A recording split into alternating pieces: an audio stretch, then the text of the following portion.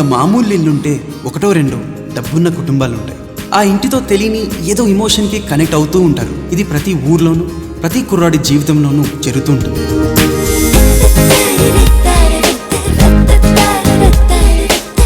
ఈరోజు సుబ్బుగారితో ఎలా అయినా నా లవ్ మ్యాటర్ చెప్పేయాలి. సునందని మర్చిపోలేకపోతున్నాను రా.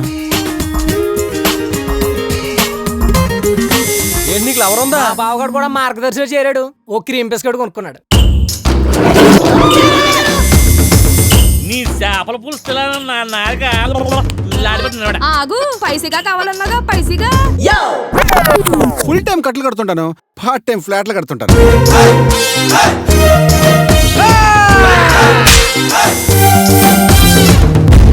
నేను క్షమించిన విషయాలు రెండు రే.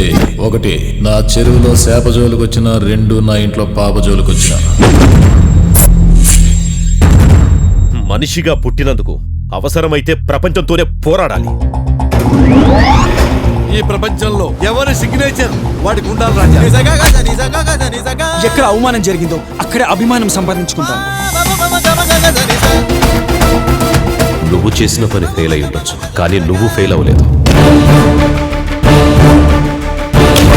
ఇది ఎట్టి పరిస్థితుల్లో మృత్యుంజయ నాయుడికి తెలియకూడదు.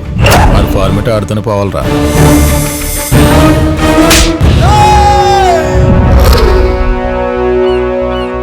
ఏంటి రాజా అలా చూస్తున్నారు? కొత్తగా ఉండాలి కదా.